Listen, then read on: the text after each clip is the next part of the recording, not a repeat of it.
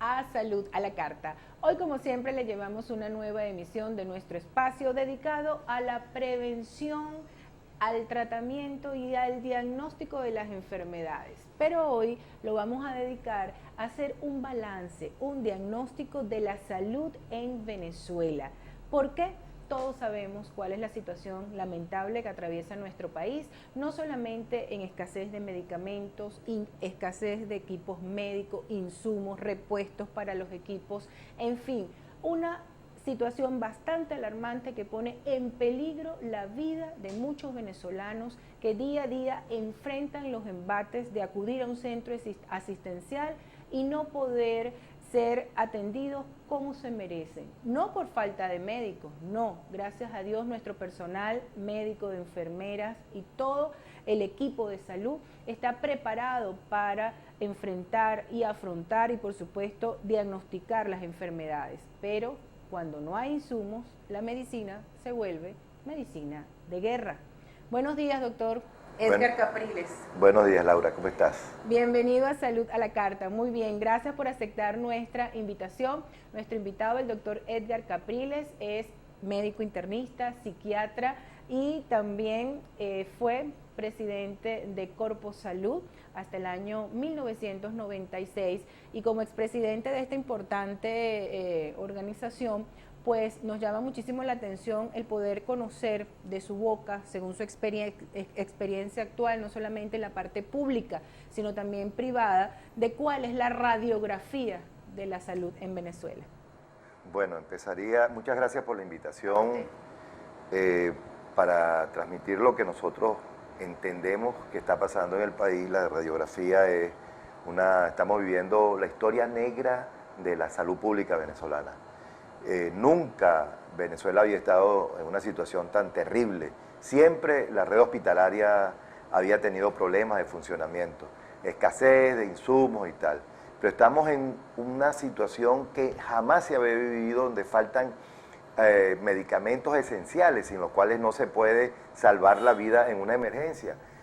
¿Cuáles serían esos medicamentos esenciales que no pueden faltar? Adrenalina, atropina, esteroides, cortisol, que por ejemplo una persona que sea alérgica, que lo pica una avispa y lo lleva a un centro asistencial, en muchas ocasiones no hay adrenalina, que hay que ponerla subcutánea y ponerle esteroides, que es lo que va a impedir que se produzca el edema de glotis y la persona fallezca asfixiada.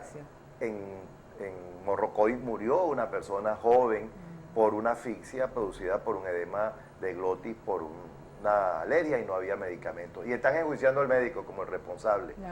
Y que él no tiene nada que ver con la escasez. En nuestros hospitales lo que estamos escuchando es que no hay casi insumos. La gran mayoría de los insumos y medicamentos tienen que comprarlos los pacientes.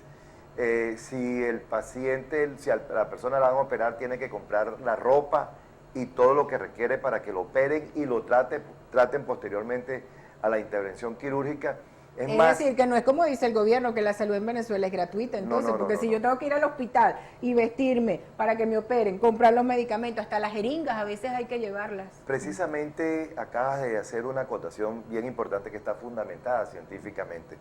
El doctor Marino González hizo un estudio y demostró que Venezuela es el país de América Latina con el mayor gasto de bolsillo de toda América Latina. El gasto de bolsillo es el componente más importante del gasto privado.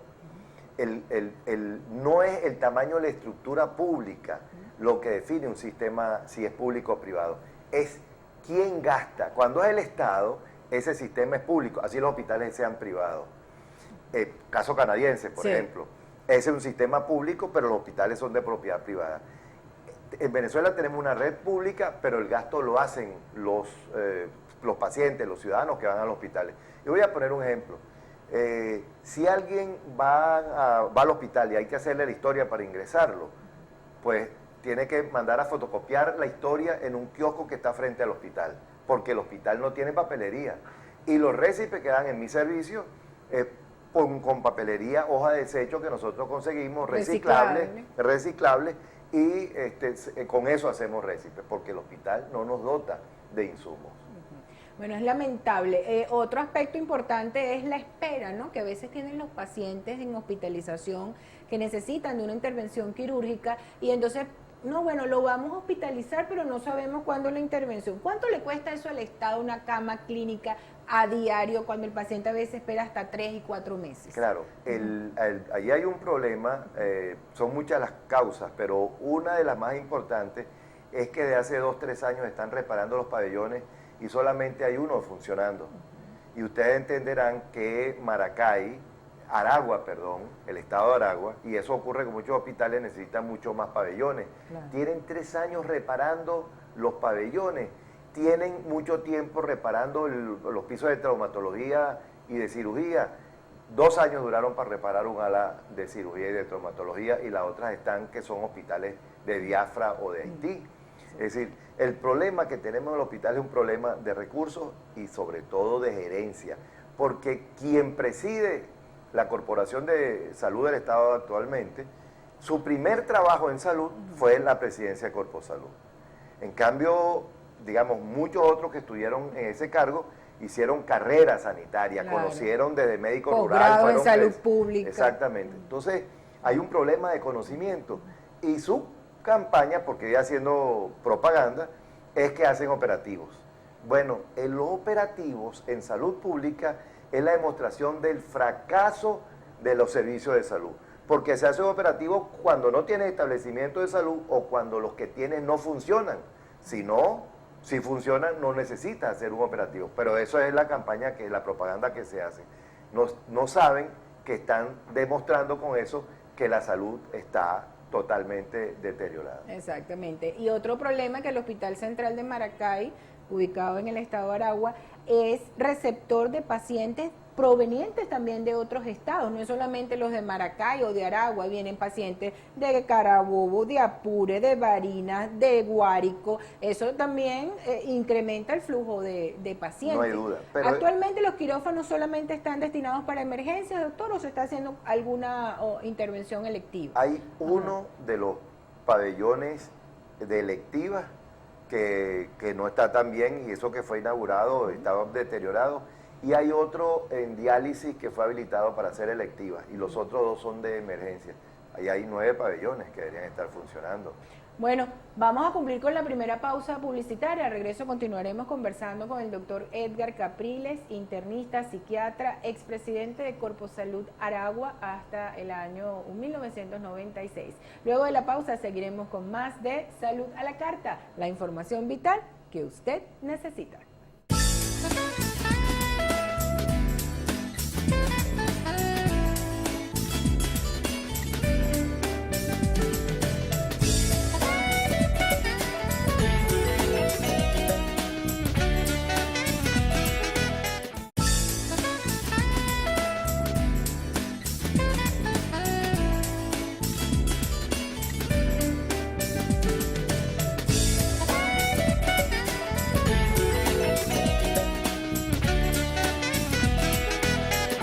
Continuamos con más de Salud a la Carta, hoy conversando con el doctor Edgar Capriles, internista, psiquiatra, expresidente de Corpo Salud Aragua hasta el año 1996, y estamos, como quien dice, haciendo un balance, una radiografía de la salud en Venezuela. Quizás usted dirá, bueno, se están enfocando solamente en el estado de Aragua, pero lamentablemente quisiéramos que fuese una situación sola, o quisiéramos que solamente lo que el doctor nos está narrando ocurriera nada más en este estado. No, ocurre en todo el país. Y si eso está ocurriendo en un estado central, equidistante, del sur, del este y del oeste, imagínense ustedes cómo pueden estar aquellos centros asistenciales públicos que están más alejados, ¿no? Y que los insumos tardan más en llegar y que las solicitudes también demoran más en ser resueltas. Entonces, doctor, hace poco tuvimos una situación aquí en Aragua, en un centro asistencial perteneciente al Seguro Social, como fue el Hospital de La Guayera, donde fallecieron varias parturientas, entre ellas 3 adolescentes, lamentablemente, una de 14 años de edad. ¿Qué pasó allí? Bueno, la información que tenemos de adentro, porque el gobierno ha callado, ha silenciado eso, y vino una comisión de Caracas del Seguro Social a amenazar a los médicos que si hacían denuncia los iban a votar y los iban a poner presos. Esto es una cosa paradójica, horrorosa, pero la información que tenemos adentro es que murieron 6 madres porque con un cuadro de infección que en 72 horas las mató, brutal, muy rápido. Y hay un antecedente de que en la maternidad se desbordaron las cloacas. Eso puede ocurrir en cualquier hospital. Claro. Y aparentemente no hicieron la desinfección de manera adecuada, porque no usaron la técnica que se tiene que usar, ni usaron los desinfectantes que se requieren en las dosis, en las concentraciones necesarias. Y lo que hicieron fue pasar un coleto, y después siguieron trabajando allí y empezaron a infectarse las mujeres. Entonces, y murieron estas personas. Lo que llama la atención y preocupa y es repudiable es que lo callen. Eso es lo que ocurrió con la epidemia de chikungunya, que hubo más de 2.200.000 casos y nada más reconocieron casos de fiebre, sí, pero reconocieron 67.000 casos de chikungunya y no catalogaron los otros 2 millones de fiebre.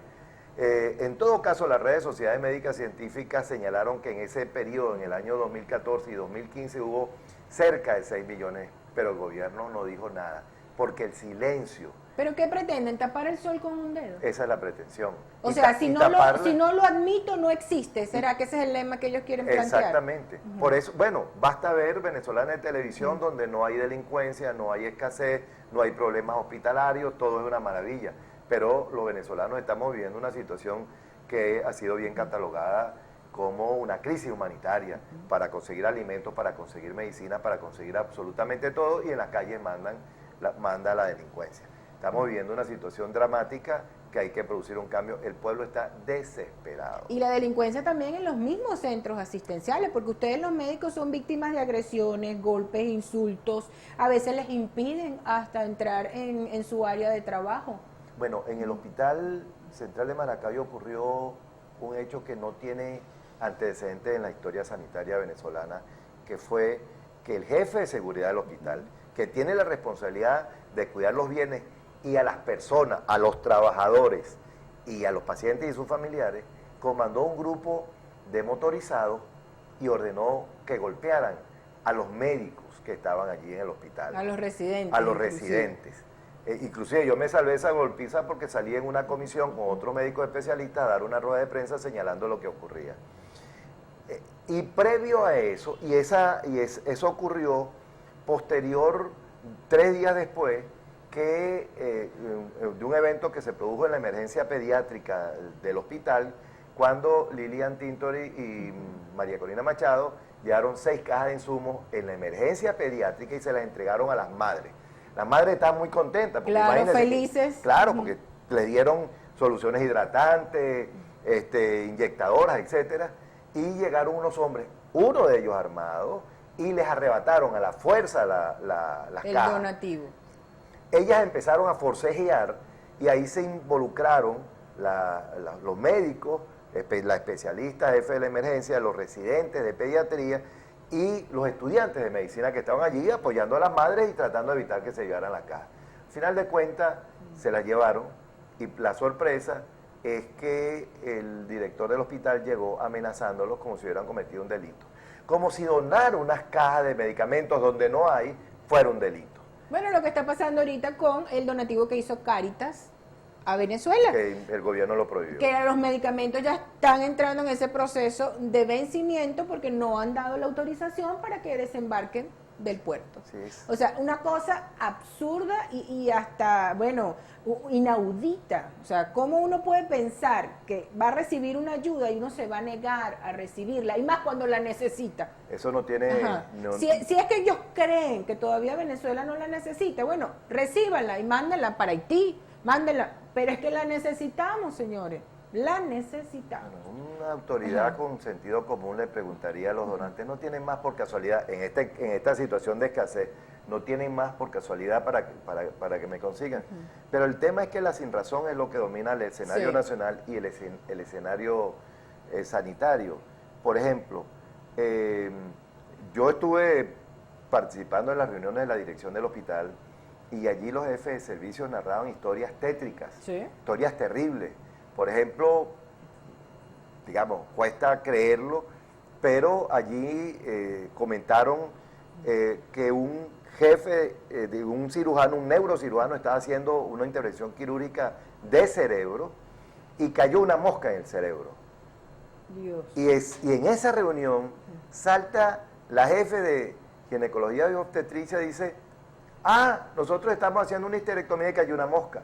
Ahí yo me entero que el pabellón, que es un área aséptica, estéril, debe ser, por lo menos, hay mosca, chiripa y zancudo. O sea que tampoco está la temperatura adecuada, porque si los aires acondicionados funcionaran a baja temperatura no existieran ninguno de esos insectos. Acaba de comentar algo que yo oí a alguien diciendo, bueno, pero es que esos médicos con el tema de la temperatura, esos médicos si son exigentes, quieren estar trabajando con buena temperatura, resulta que no tiene nada que ver con la comodidad del médico, tiene que ver con la no reproducción. Hay que tener temperaturas bajas porque eso inhibe la reproducción de las bacterias. Es decir, pero regresamos de nuevo a que hay un problema de desprecio del conocimiento, de falta de conocimiento y de desprecio del conocimiento. Ok, vamos a cumplir con la pausa publicitaria. Al regreso continuaremos con más de Salud a la Carta, ya la parte final. Me gustaría que en primer lugar nos enumerara cuáles son esos medicamentos que están escaseando en mayor proporción. Y segundo, si a usted lo nombraran ministro de Salud en la contingencia que tiene Venezuela actualmente, ¿cuáles serían las medidas que usted tomaría en cuenta? Luego de la pausa seguimos con más de Salud a la Carta, la información vital que usted se merece para tener calidad de vida.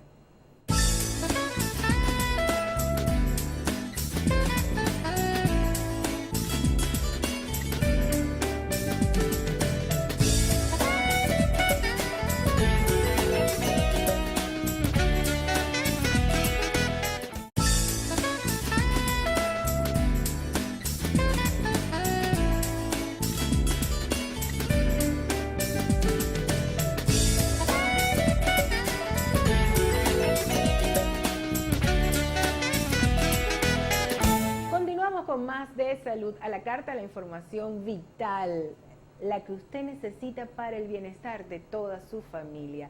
Estamos conversando con el doctor Edgar Capriles, internista, psiquiatra, expresidente de Corpo Salud Aragua hasta el año 1996. Y dejábamos pendiente, porque el doctor ejerce en su parte privada como psiquiatra, ¿cuáles son esos medicamentos vitales para cualquier enfermo que tenga una patología psiquiátrica y que no se están consiguiendo actualmente, doctor? Todos.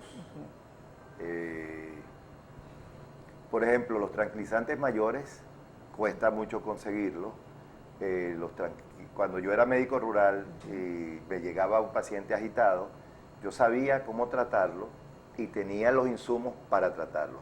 Hoy en día yo sé tratarlo, pero yo no conseguiría los medicamentos para tranquilizar a ese paciente agitado. En el caso, por ejemplo, del trastorno bipolar, no hay, si estuviera en fase depresiva, que alguno de los esquemas usar por un tiempo antidepresivo, no se consiguen casi. La idea en Venezuela es que hay que buscar en muchas farmacias. Nosotros estamos haciendo algo, los médicos, todos, porque lo he hablado con otros especialistas, que nos enseñaron que no deberíamos hacer. Nosotros le ponemos, por ejemplo, si es un antidepresivo, tomar este medicamento, si no lo consigues tomar este otro, y si no lo consigues tomar este otro. Sí. Esta es la situación. El plan A, B y C. El plan A, B y C, exactamente. Pero el problema es, si consiguió el medicamento A, lo que hay que garantizar es que tenga ese tratamiento A, ese medicamento A para el resto de los meses que vienen adelante. Y no lo hay. En el trastorno bipolar, por ejemplo, hay que dar un estabilizador del humor. Los estabilizadores del humor son anticonvulsivantes. Algunos de ellos se ha demostrado que van alejando las crisis y van disminuyendo en la medida que van alejándose de la crisis, van disminuyendo, por eso son estabilizadores del humor. Bueno, no se consiguen estabilizadores del humor. Pregúntele usted a un neurólogo qué hacen. Ellos igualito, tómate este anticonvulsivante a un neurólogo que está tratando un paciente epiléptico. Toma este y si no este, y si no este, y si no este. Eso es absurdo. Y los antibióticos ni hablar. Uno pregunta por un antibiótico para adultos y nada más preguntando ya le responden en la farmacia. Antibióticos para adultos no hay. Así es un tema, bueno, el presidente de FEFARVEN dijo ayer nada más que faltaba, la escasez era el 85%.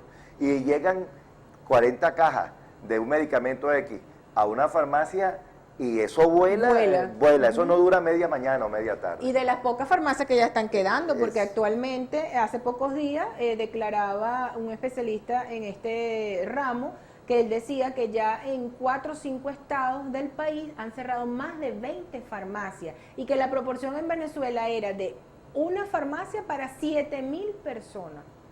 O sea, cuando el promedio es una para 2,000 personas. Exactamente, esa es la proporción ideal. Así entonces, estamos cayendo como en una bola de nieve, ¿no? Un problema va arrastrando a otro. Sí. Y yo le agregaría que uno se sorprende cuando escucha a la ministra de Salud diciendo que no hay escasez y que además en la red ambulatoria y en los hospitales hay los medicamentos. Y uno no los encuentra. Yo recuerdo que hizo una declaración sobre eso y yo era en ese momento, ya no lo soy porque fui destituido, era el jefe del servicio de psiquiatría y le escribí un oficio al director diciéndole, esto dijo la ministra, por favor consígueme estos medicamentos antidepresivos, antipsicóticos, ansiolíticos, estabilizadores del humor, consíguelos, que ella dice que hay, y no hubo ninguna respuesta, porque no hay. Eso le quería preguntar, doctor, usted que ha estado tantos años ejerciendo como médico y en el gremio, ¿qué respuesta da el Estado y las personas que están al frente de estos cargos cuando ustedes demandan, exigen medicamentos, insumos, equipos médicos, repuestos para los equipos médicos? Hace poco aquí en Aragua tenemos una situación gravísima que hay un solo tomógrafo para toda la ciudad. Y de paso ni siquiera pertenece a un centro asistencial, sino a un centro privado. Ok, está el del Hospital Central, pero no se da abasto. Entonces, pacientes que sacan del hospital, que pueden pagar una tomografía, van a clínicas a hacerse el estudio. Entonces, es una situación que es alarmante desde todo punto de vista. La respuesta, el silencio. No dan respuesta. No hay respuesta. Eso no existe, eso es mentira, eso lo inventó usted. No hay respuesta. Usted es un alarmista. Ellos no responden, niegan y lo único que hablan es de las maravillas que están haciendo en los operativos y tal.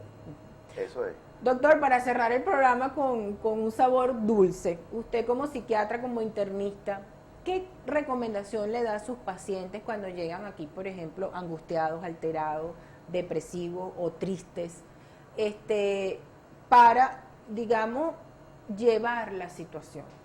Bueno, yo hablo de surfear la crisis, que tenemos que aprender a surfear la crisis. Montarnos en la tabla. Montarnos en la tabla, porque Venezuela está viviendo un tsunami y lo que vamos a surfear es una ola gigantesca. La gente está tomando medidas, voy a hablar en general, está tomando medidas generales, ahora usa menos pasta dental en el cepillo de dientes, ahora se enjabona menos, pero trata de usar menos el jabón. Yo oí una conferencia que alguien decía que en vez de pasarse el jabón por el cuerpo, se la pasaba por la mano y la distribuía. La gente está... Claro, porque uno se pone creativo ante la crisis. Exactamente. Entonces uno tiene que entender que estamos en esta situación que es transitoria, que no podemos vivir centrado en ella, en buscar soluciones creativas, y la gente entonces no consigue arepa, entonces tiene, haz yuca, come apio. Mézclala. Yo en estos días vi una mezcla con auyama que es baratísima y la mezclan con la harina precocida y rinde por lo menos más la harina. Exactamente. El tema es soluciones creativas. Desde el punto de vista psicológico, no. Las personas que se afectan con las noticias traten de no estar pendientes de las noticias. Traten de tener actividades de recreación, ir a la playa todos los días a hacer ejercicio físico, que no solamente ayuda desde el punto de vista del tono muscular, de que mejora los niveles de la calidad de la insulina, etcétera, sino que también ayuda a producir, el ejercicio que se hace regularmente, ayuda a producir endorfina, que produce cierto estado de bienestar. Exactamente, todos unidos, engranados, pero con conocimiento de causa. Gracias al doctor Edgar Capriles, internista, psiquiatra, expresidente de Corpo Salud Aragua en el año 1996, hasta ese año ejerció el cargo. A ustedes la invitación es para el próximo sábado y domingo a las 8:30 de la mañana. Como siempre, Salud a la Carta, con la información para el bienestar que usted necesita.